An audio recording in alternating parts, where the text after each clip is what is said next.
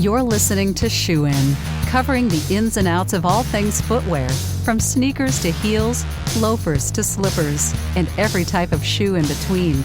Brought to you by the FDRA, the Footwear Industries Association focused on retail, trade, politics, and fashion, helping create and enhance conversations on all things footwear. Hello, Shoe and Show listeners. I am your intrepid host, Matt Priest. I'm joined by my partner in crime, my co-pilot, Thomas Crockett. And Thomas, it's mid-October, I'll say that. I was in a number of different retailers at the end of September, Walmart being one of them. There's a couple others, and I was in a Dillard's, and Christmas is here, and the decorations are out, and it always sneaks up on you, but then I think it actually does sneak up on you because they keep changing the dates. It feels like it's earlier and earlier. Is that your experience as well? Yeah, for years now, it's a joke, right? Go straight from Halloween to Christmas, but now you're right. It's even, people have Christmas decorations up at the start of the fall. So it is, you just totally skip Thanksgiving there and go straight into the holiday season for other holidays. Yeah, I know. Thanksgiving's like the redheaded stepchild, and it's one of my favorites because it used to be the start of the holiday season. Like, you would have the Macy's Thanksgiving Day Parade on, and Santa's at the end, and off you go into holiday season. Be that as it may, I'll say, Matt, I like Thanksgiving too. I hate that it gets skipped over because it's a great holiday. You're eating a lot of food, you're getting together with your family, and you don't have the stress of presents, of having to do all of that and all of the things that go into the other holiday seasons in December. So it's a really, really fun holiday. It's too bad we don't have more that goes into that. I agree with you. And it's universally celebrated, right? So Jew and Gentile alike love Thanksgiving. Right. And there's something cool about that as an American people. So that leads us to what we're here to talk about, Thomas, and that is the holiday sales survey that we do every single year at FDRA, where we go out and we ask shoe shoppers across the land how they plan to purchase footwear, when do they plan to purchase footwear, how much they plan to spend. And so we're not going to go through each different takeaway, but there's some highlights we want to point out during this conversation. And I would encourage people who listen, who want access to this report, send us an email, info@fdra.org, and put holiday report in the subject line, and we'll get it over to you. Again, that's info@fdra.org. Put holiday report in the subject line. But this is a nationwide survey of footwear consumers and their purchasing habits this holiday season. And right to the first point, Thomas, I'd love to get your hot take on this because it's right at what we've been talking about. We asked respondents, when do you expect to make your holiday footwear purchases? The options were 1, before Thanksgiving, 2, Black Friday through Cyber Monday, or 3, sometime in December. And 31% said before Thanksgiving. A vast majority, a plurality of 53%, a true majority, 53%, said Black Friday through Cyber Monday. And then 15%, the slackers, the last minuters, were going to do it sometime in December. What are your thoughts on when people are going to buy their shoes for holiday? I really like how this survey is laid out.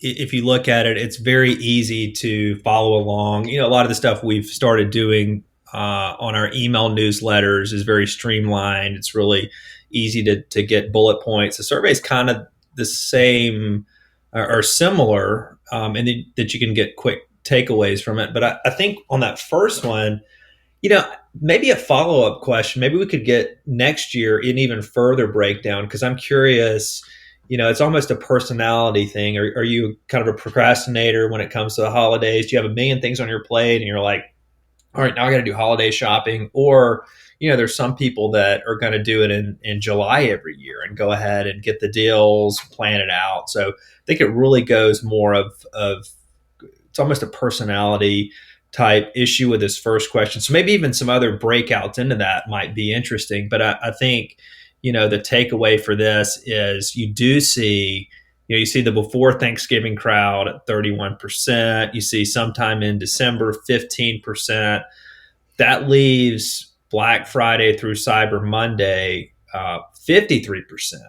when do you expect to make your holiday footwear purchases? That shows you the importance of that Black Friday, Cyber Monday time period. There's a lot of people that are going to be making shoes. Over half of everybody surveyed is that's when they see the real opportunity in getting a good deal on shoes, and so that's when they're going to hit the stores and the online sites to pick up their next pair of shoes for the holidays. Yeah, that's a great point. And I think that's a short amount of time. You're talking Thursday through, not even Friday through Monday. And so if you think if the consumer here holds to their view, then a lot of volume will move and be purchased over those few days. And I can tell you, Fanny Market Week starts up on Cyber Monday. It's bumps up right against Thanksgiving, and rest assured, the average footwear CEO will have his or her eye on the numbers coming in real time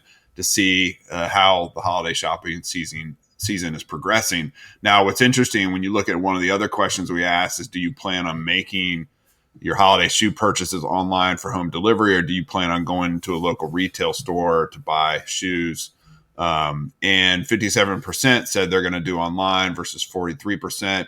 It makes sense. A lot of the activity, particularly between Black Friday and Cyber Monday, is now digital, is now online. There's a lot of matching. There's a lot of different sales that are happening. And so for convenience sake, at least in the minds of the shoppers, and they're going to be using that channel. So it's relatively balanced, but online continues to show strength in the retail market, particularly for holiday shoe shoppers.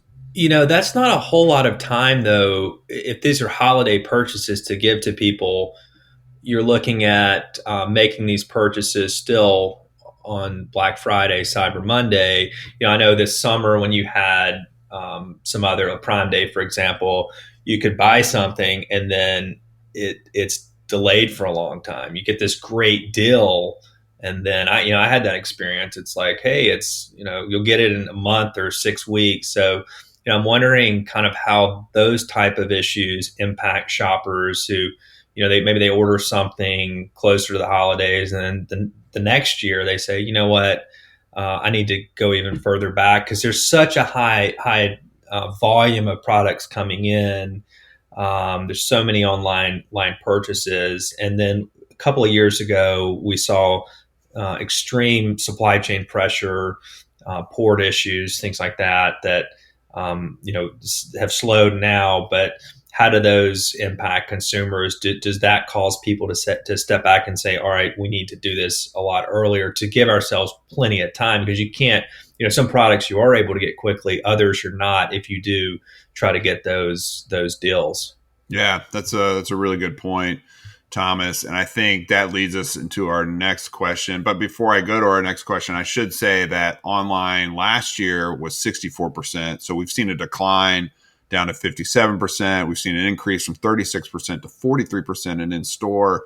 Maybe there's a holdover of COVID. I don't know how long the COVID holdover happens, but people returning to in-store shopping, which I think is a positive. And so we've answered the when question. We've answered the how. We now need to get to the where. And that question is, where do you plan on shopping in store for shoes this holiday season?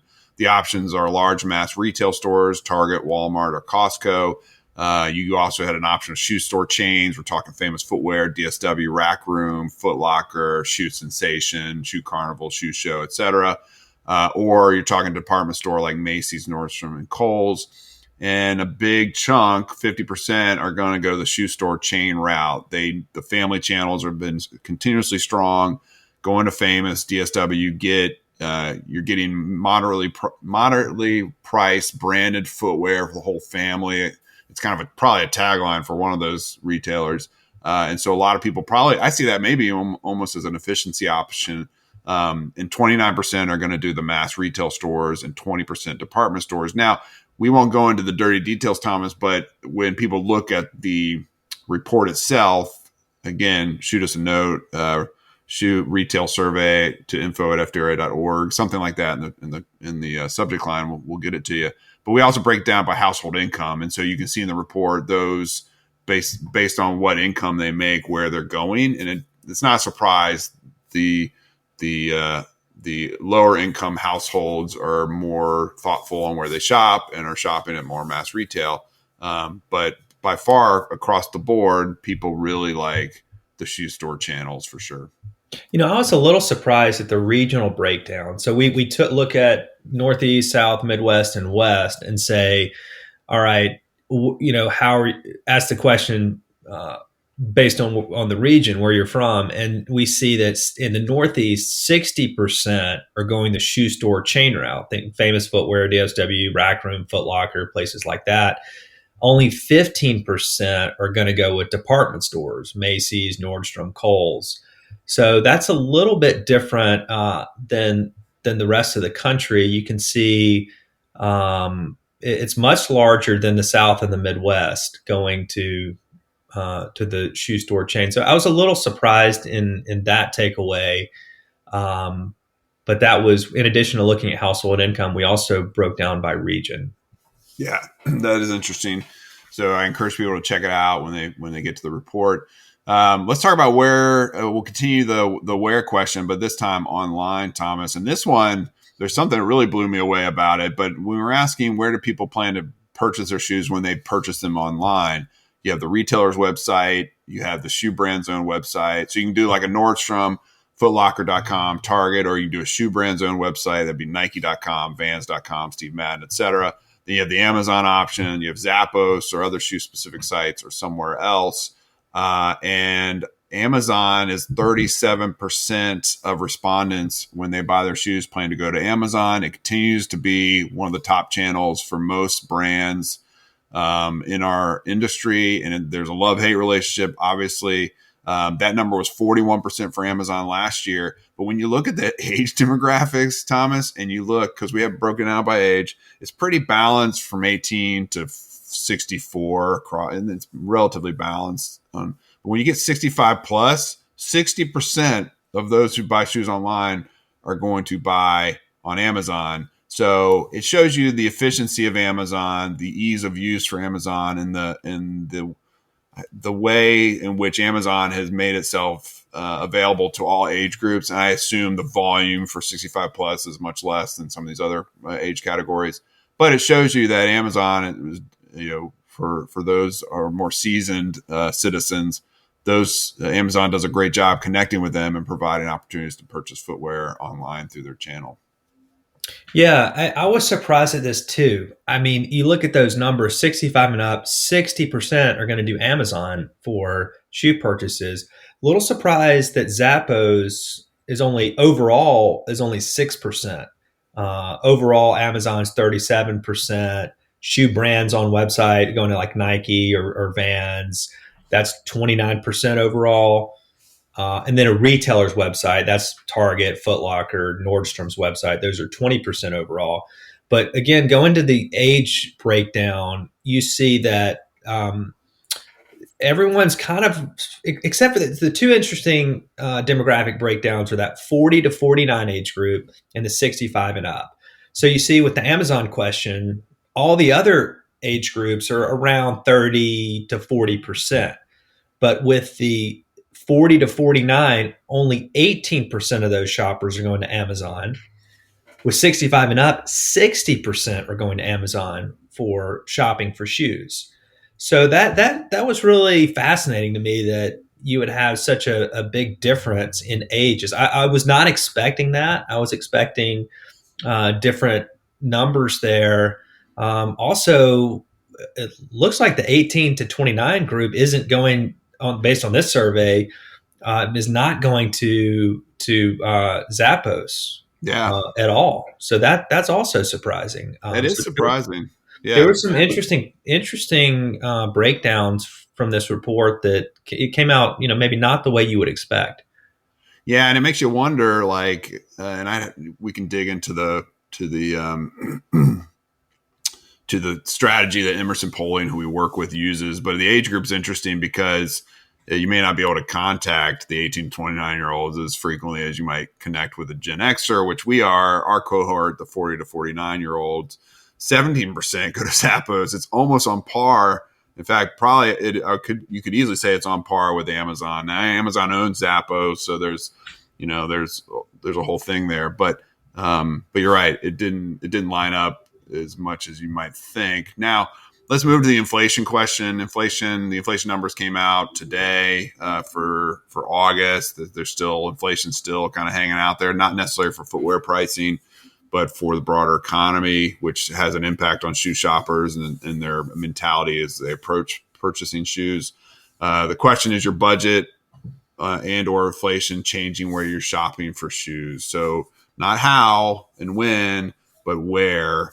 And 57% said, no, I'm still shopping at the same retailers, but being more selective. And 43% said yes, that they're looking at discount retailers to find better deals. Those numbers are pretty much on par with what we saw last year. But it's just as we get into these questions on kind of the economic performance and health of our respondents, we'll be unpacking more of this data to see where the consumer is right now. Yeah, not surprisingly, we've got the education and household income data, and you can kind of see that breakdown too. The percents there's not, I guess, too many surprises there on the breakdown with that. But you can, each of these, again, it's a very streamlined report, and there is it's a really a good presentation where you can just look at it and immediately see, okay, here's the breakdown, here's the age group, here's other key factors, and this is what they're doing. So I think it's really helpful if you're a company and trying to kind of plan out the holiday season and think about things, to just take a look at the survey and see what we're expecting to happen over the next few weeks heading into the holiday season. Yeah. All right, let's close this out. Just a couple more questions. We don't want to kind of release all of it. We want people to go in and read it. So we're looking now at page 7 as we talk about what types of shoes that people are going to purchase this holiday season. Not a surprise. Casual shoes and athletic shoes make up a vast majority of the purchases. 39% casual, 41% athletic. Those definitions are not set in stone based on who's hearing them. So when you call up and you say you're casual versus athletic, you might be thinking of Chuck Taylor, and you might call. This goes back to the classification issue, Thomas. But you might, I'm going to do casual because I have some eyes on some Chuck Taylors, and then your grandma might say, I'm going to buy athletic because I'm going to buy Chuck Taylors because Dr. J wore them back in the day. So I just think that there's, athletic versus casuals in the eye of the beholder, but nevertheless, 39% casual, 41% athletic, and then fashion 16%, and work shoes and boots coming in at 3%. So again, huge focus on casual. It's pretty much exactly where we were last year. Fashion dress shoes did decrease 26% to 16% year from 22 to 23. And casual shoes saw the increase from 32 to 39. So it shows you that there is some shifting around, but for the most part, people like casual shoes. Yeah, and that's a great point on the casual athletic issue. What is an athletic shoe? That is something that we debate all the time. We're actually holding multiple customs classification events this year to kind of really explore that issue. We have them. We're going to do them twice a year in June. This year, June 15th and November 15th are those events where we talk to the national import specialist at Customs and Border Protection about what is this shoe classified as athletic or non-athletic? And it's a really interesting issue for the industry because it makes a huge difference in the tariff rate, which impacts the cost of the shoe. And so, it could be 20% versus 9%. And there's so much confusion as to just in that one area, what is an athletic shoe versus non-athletic? And then, you take it in another area, we're doing the Congressional Sneaker Caucus, and there's more of people are now wearing sneakers with their suits. So it's kind of a very dressy fashion statement to have sneakers with your suit now. So the whole lines around casual dress, athletic. They're really blurred in a lot of ways, and so that's an uh, interesting issue in 2023 for sure. Yeah, for sure, for sure. All right, last question. This is on page 9 for those who are reading along, and this is probably the one that cuts to the heart of how the consumer's feeling right now. Things are, they're dicey in a weird way. Unemployment's still low. Jobs are still being created. We do a lot of analysis on our member calls every week when we talk about the latest data that's come in during that week. And so it's a very nuanced approach to the economy right now. Resilient, but nuanced. But here we ask, what is the total amount of money you plan on spending on all footwear this holiday season? And we have a history of how people responded last year versus this year, and then prior years, even before last year. But the options are less than 100, 100 to 250, 250 to 500, or more than 500. The less than 100 is 40%. The 100 to 250 is 45%. 250 to 500 is 12%. More than 500 is 3%. And Thomas, what stood out to me is that those who plan to spend less than 100 increased from 30 to 40% from 22 to 23. And those who plan to spend 100 and 250 to 250 increased from 41% to 45%. But those who plan to spend 250 to 500 decreased from 23% to 12%. So I think there was a shift in the respondents moving into these baskets that are 100 to 250 or less than 100. And I suspect it's data that points to a more discerning consumer, a more concerned consumer about the health of the U.S. economy, about the health of their bank account, and with inflation continuing to hang out there, this desire to spend less. And so I think we'll probably see some of that in the numbers, but I guess time will tell. Yeah, that's a huge drop.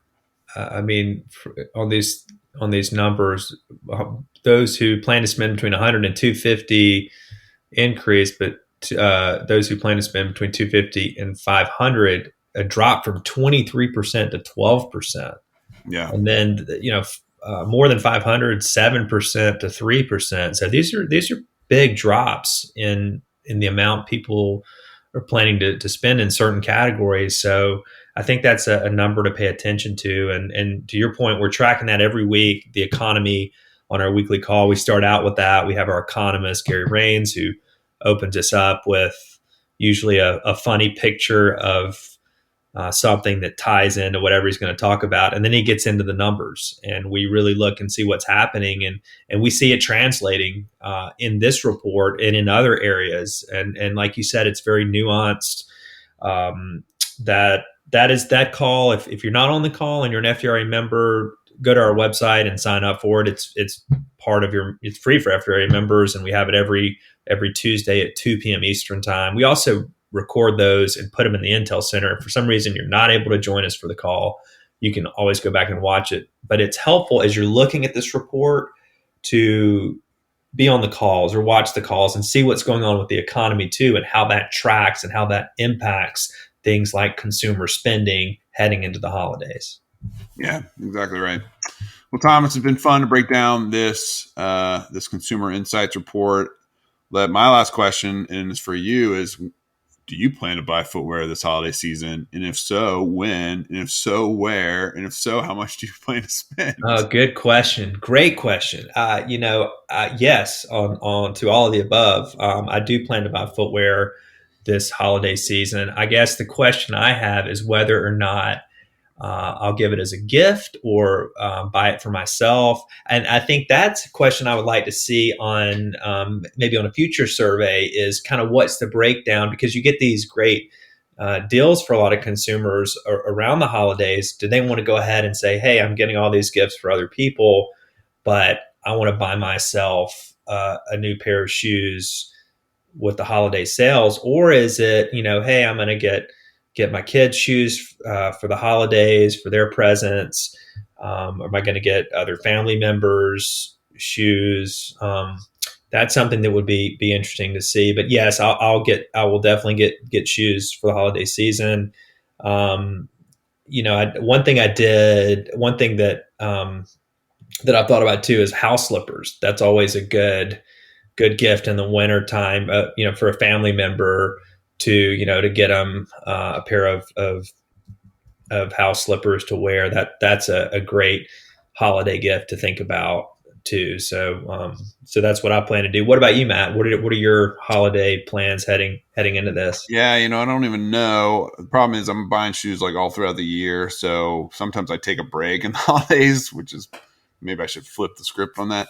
But I mean, I can't remember a Christmas time where we didn't have shoes under the tree for somebody. So I suspect that I have shoes in my future. Just a hunch based on the jobs that we have. So there are some fun, back to the house slipper things. I know like RG Berry did fun holiday Christmas, cool. Like tacky, they have tacky Christmas sweaters. They did a tacky Christmas, at least I hope it was a tacky Christmas, not just a regular holiday slipper. And so that's something to, it's always fun to kind of see what brands are doing for the holidays as well. Yeah, it is fun. Bob Mulaney's on our board, runs RG Berry, Deer Foams. I think at one point he hooked me up with like Christmas tree slippers. They were like literal Christmas trees on your feet. Yeah. And then I know they have like the family ones with Mama Bear and, Papa Bear, kind of with the, I'm like the worst to describe different patterns of fabrics, but with like the argyle or the plaid, wintertime. Right. I think it says, out on a limb here. The words say mama. It makes like mama on one shoe and then bear on the other. Is that right? Yeah. Something like that. Yeah. Yeah. So, all right. We're like getting out over our skis on some of our expertise. Back to the report. All right. Well, Thomas, I appreciate you coming on as always. It was fun to break this down with you folks. This has been another awesome edition of the Shoe and Show. We're so thankful that you listen. We know you got like 1,000 other podcasts to listen to, all about other things, and you're just bombarded with content. And we are grateful that you have found us and that you continue to listen. And we ask that you spread the word. Make sure you subscribe anywhere you can get podcasts, and tune in next time as another exciting edition comes out on Monday. Until then, have a great rest of your day, and Shoe and Show is out.